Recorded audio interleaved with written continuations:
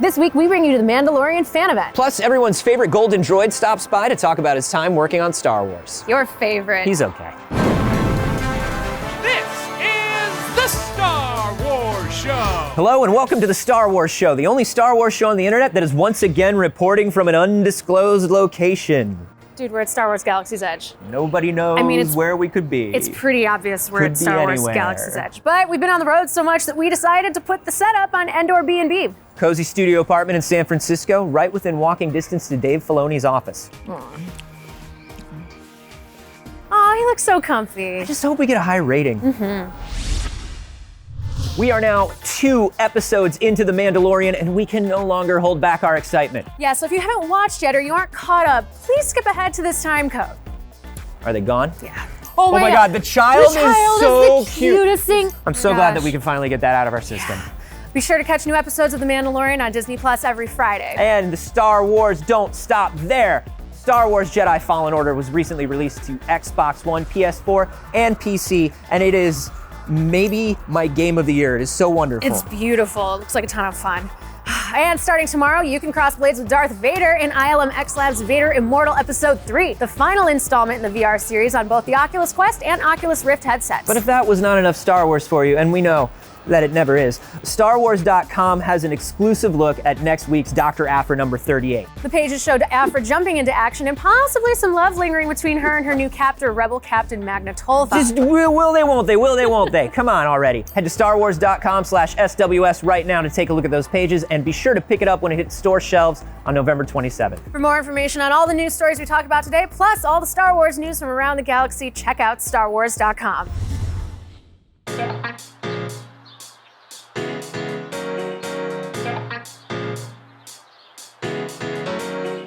We've been talking around this thing for so long, and now we've seen the first couple. What's so cool is, unlike most of the times I'm on a red carpet, it's for a movie that people haven't seen yet. But here, everybody's seen the first one already. And so we're walking into this premiere more like a party.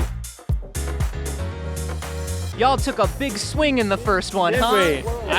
I guess it's just Star Wars being Star Wars to me. You know, I mean, it's gotta be exciting. It's gotta be an adventure. It's gotta introduce us to new characters that surprise us. And turns out it's a great team up here with our crew and John and I. And we just came together making something we really care about. Werner, when I heard that you were going to be involved in Star Wars, I got incredibly excited. But then it occurred to me, has Werner Herzog even seen Star Wars? No, I have not, but it doesn't matter. I know that there's a new mythology emerging, a whole universe is being created in fantasy, so this is very big. What attracted you to working on this? I mean, obviously Star Wars, but was there something about your episode or about this series in particular? It probably wouldn't take much for someone to say and come on and do a Star Wars story. I really got excited because it felt like it was an opportunity to tell stories that were very familiar and felt Star Wars, but also doing different things and pushing different kind of ideas. Hello, Emily. I'm Anthony. Nice to meet you. Anthony. And it's nice to see you because we didn't get to see you. Which I have to tell you makes getting to set and getting ready so much easier than what I usually do. Were you very steeped in the lore of Star Wars and Mandalorians and all of this stuff before you had gotten in, or was this something you were... I tried to be, but I have to tell you, when I started doing research, I realized there's like a million different rabbit holes to go down. After I did my own digging, I talked with John and I talked with Dave about,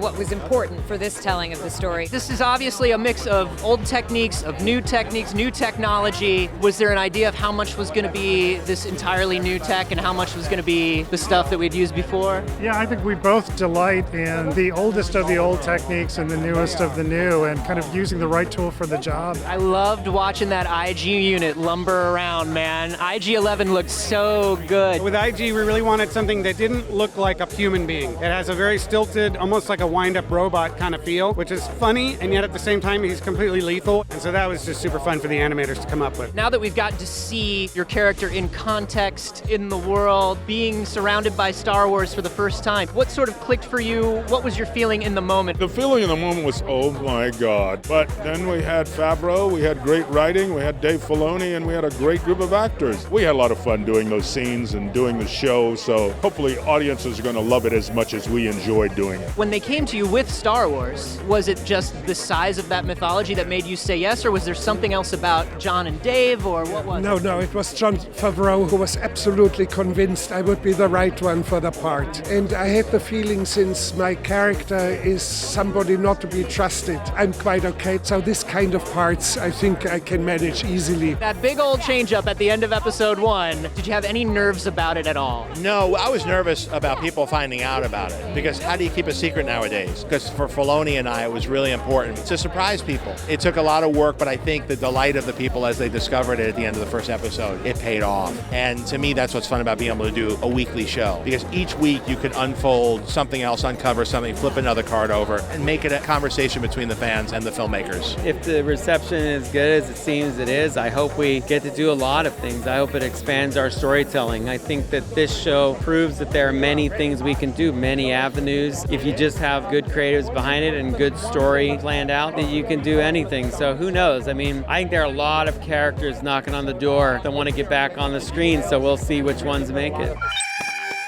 My guest this week says he's been in every single Star Wars movie, but I rewatched them all recently and I only saw his face once, so take that for what it's worth. Oh. Anthony Daniels is here. Where did you come from? I came from over there, and then I went to come to my seat, and turns out you're in it. So good for you. Yeah, but, you know, good power move right off the top. I checked out the background. Look, yeah. I mean, are you jealous? Look at this stuff. Do we see Carboni material behind you? No, but to be fair, once again, I don't see any Daniels back there either. Hey. I don't need to have my face on camera to be famous, you know. One day. Behave. You behave. So you wrote a book. You're touring around with it. You heard I wrote a book. I heard. You may have mentioned it once or twice. I wrote a book called, shall I do it in the voice? Please. I am C-3PO, the inside story. I love it. I love it too. This is the story of your entire experience as C-3PO, right? Yeah, that's right. It's about my life around the movies. It's kind of hung on all 11 movies, not just the 3 trilogies. Oh, no, I've worked a lot.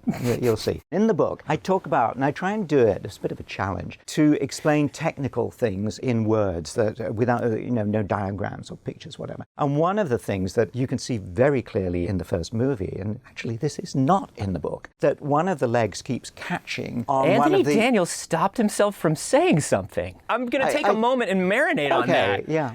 Wow. Okay. I can't believe it. Go on with the anecdote, please. I can see that bits of the costume were catching on things, which meant one leg got longer than the other, and I'm kind of hobbling along in the desert. In the first film, there was only one person with his eye to the camera. You realize this? And George would say, how was that? And the cameraman would go, it's okay.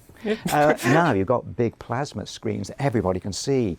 It doesn't have my name here. Why is that? Can we get a graphic of the book up on here? Absolutely not, Anthony. Absolutely not. I wrote a book. It's you a can ton of work. I'll allow you to pick up your cardboard cutout again. Give me your poster board. Okay, I love this. Thank you. Yeah, okay. Here. Sure, do that. You comfortable now? I love that. Yeah. Can we just straighten me up a bit there? It's just, you're not good with props, are you? No, that's good. I think that's fine.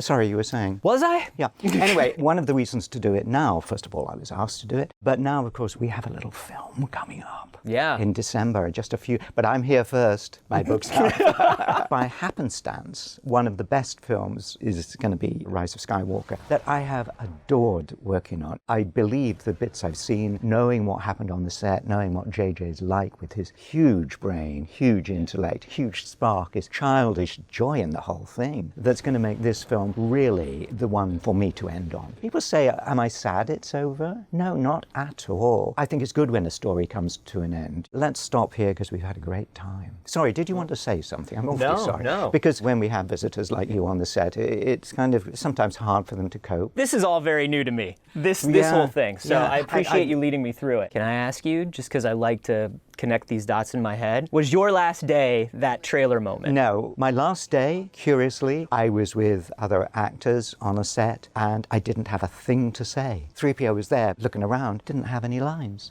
My last day after all these years, nothing, nada. Isn't that weird? That's so weird. It's really ironic. Skywalker soon. Book is out now. This is a very exciting month, and we're very excited that you made a little time to come out here and hang out with us. Anthony Daniels, always a pleasure. You're watching the Star Wars show. It will be sad to leave this top secret location. That's definitely not Star Wars Galaxy's Edge. I mean, I'm not saying that. I'm not saying we're at Walt Disney World. You're not saying that. Okay. No, it's secret.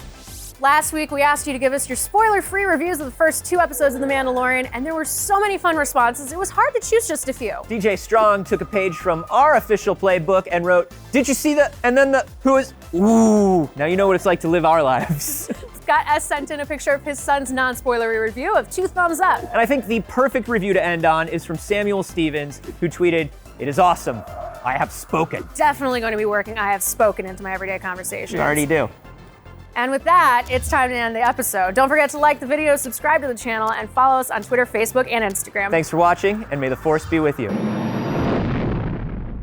Who knows where we could be out in the world? It could be anywhere, really. Like Star Wars Galaxy's Edge at Walt Disney World. It's possible. I'm not the one who leaked it. One and done.